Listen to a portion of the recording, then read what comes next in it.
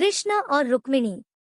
विदर्भ देश के राजा भीष्मक के 5 पुत्र और एक पुत्री थी। पुत्री का नाम रुक्मिणी था, जो समकालीन राजकुमारियों में सर्वाधिक सुंदर और सुशील थी। उससे विवाह करने के लिए अनेक राजा और राजकुमार आए दिन विदर्भ देश की राजधानी की यात्रा करते रहते थे।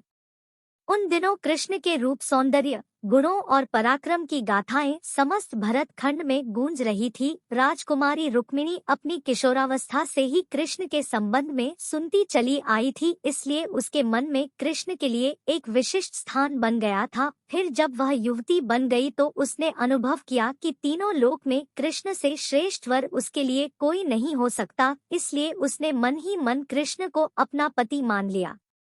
रुक्मिणी के पिता और माता भी चाहते थे कि उनकी पुत्री का विवाह कृष्ण के साथ हो, लेकिन रुक्मिणी के बड़े भाई रुक्मी की मित्रता शिशुपाल और जरासंध जैसे उन राजाओं के साथ थी जो कृष्ण को अपना सबसे बड़ा शत्रु मानते थे। उन राजाओं को कृष्ण के हाथों कई बार पराजय का सामना करना पड़ा था, फिर भी उनकी शत्रुता की आग बुझ नहीं पाई थी।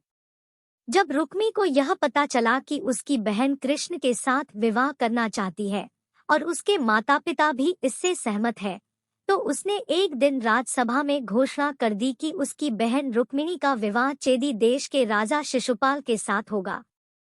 इस घोषणा के साथ ही उसने अपने पिता भीष्मक को धमकी दे डाली कि अगर उन्होंने उसकी घोषणा का विरोध किया तो वह उन्हें राज सिंहासन से हटाकर राज्य पर अधिकार कर लेगा और फिर जबरदस्ती रुक्मिणी का विवाह शिशुपाल के साथ कर देगा। राजा भीष्मक को अपने राज्य जाने की तो उतनी चिंता नहीं थी जितनी चिंता अपनी प्रजा के कल्याण की थी। वह अच्छी तरह जानते थे कि रुक्मी के राजा बनते ही राज्य की वही हालत हो जाएगी जो शिशुपाल और बाणसुर जैसे अत्याचारी और निरंकुश राजाओं के राज्य की है। यह सब सोचकर उन्होंने रुक्मी की घोषणा का विरोध नहीं किया। रुक्मी ने उसी समय कुल पुरोहित से विवाह की तिथि निश्चित कराई और शिशुपाल के पास संदेश भिजवा दिया कि वह अपने मित्र राजाओं को बारात में लेकर आए और राजकुमारी रुक्मिणी को विवाह कर ले जाए।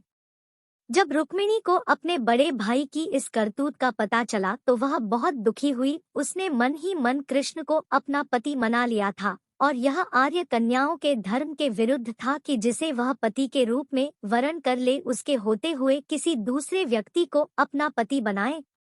सोच विचार करने के बाद उसने अपने एक विश्वस्त ब्राह्मण को बुलाया और उससे कहा कि वह द्वारिका में कृष्ण के पास जाए और उन्हें यह संदेश दे दे कि रुक्मिणी वर्षों पहले से उनका अपने पति के रूप में वरण कर चुकी है, लेकिन उसका बड़ा भाई रुक्मी बलपूर्वक उसका विवाह शिशुपाल के साथ कर देना चाहता है, इसलिए कृष्ण आए और उसका हरण करके ले जाएं। यदि वह न आए तो वह अपने प्राणों का अंत कर देगी। रुक्मिणी का संदेश लेकर ब्राह्मण उसी समय द्वारिका की ओर चल दिया और कुछ दिनों बाद द्वारिका में पहुंच गया। जब कृष्ण को उस ब्राह्मण द्वारा रुक्मिणी का संदेश मिला तो कृष्ण ने उसे वचन दे दिया कि भले ही शिशुपाल, जरासंध आदि राजाओं की विशाल सेनाओं से उन्हें भीषण युद्ध क्यों न करना पड़े, वह उसे उन सब के बीच से उठा लाएंगे। कृष्ण ने उसी समय अपने सारथी को रथ तैयार करने की आज्ञा दी और ब्राह्मण को साथ लेकर कुंदिनपुर की ओर चल पड़े। कृष्ण के जाते ही बलराम को उनके कुंदिनपुर जाने की सूचना मिल गई। उन्होंने यादवों की सेना की एक शक्तिशाली टुकड़ी को अपने साथ चलने का आदेश दिया और द्वारिका से इतनी तेजी से प्रस्थान किया कि वह भी सेना सहित कृष्ण के पीछे पीछे ही कुंदिनपुर पहुंच गए। कृष्ण और बलराम के पहुंचने से पहले ही शिशुपाल अपने साथी राजाओं की विशाल सेनाओं के साथ कुंदिनपुर पहुंच चुका था। शिशुपाल के मित्र जरासंध, शाल्व, पौंड्रक, दंत, वकब और विदुरथ आदि अनेक राजाओं की कई अक्षौहिणी सेना बारात में सम्मिलित थी।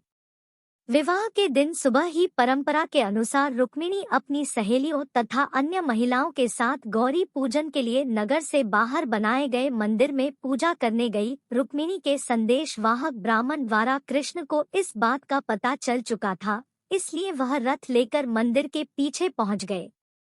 पूजा करने के बाद रुक्मिणी जैसे ही मंदिर से निकली, कृष्ण ने उन्हें उठाकर अपने रथ में बैठा लिया। रुक्मिणी के साथ आए सैनिक देखते ही रह गए।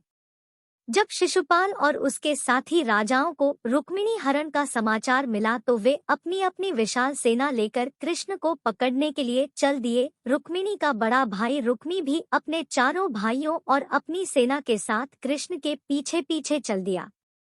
नगर से कुछ दूर निकलते ही यादवों की सेना दिखाई देने लगी। अपने पीछे आती हुई सेनाओं को देखते ही बलराम ने अपनी सेना को आदेश दिया कि आक्रमणकारी सेनाओं को खदेड़कर भगा दो। यादव सेना के सैनिकों ने पलटकर आक्रमणकारी सेनाओं की भीषण बाण वर्षा का उत्तर देना आरंभ कर दिया। देखते ही देखते भीषण संग्राम होने लगा। यदुवंशियों की थोड़ी से सेना ने शिशुपाल, जरासंध और उनके साथी राजाओं की विशाल सेनाओं पर इतनी भयंकर बाण वर्षा की कि वे सिर पर पांव रखकर भागने लगी।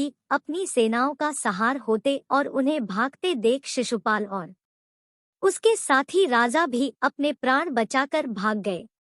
शिशुपाल और उसके साथी राजाओं की सेनाओं को पीठ दिखाकर भागते देख रुक्मी के क्रोध की कोई सीमा न रही। वह अकेला ही कृष्ण का पीछा करने लगा।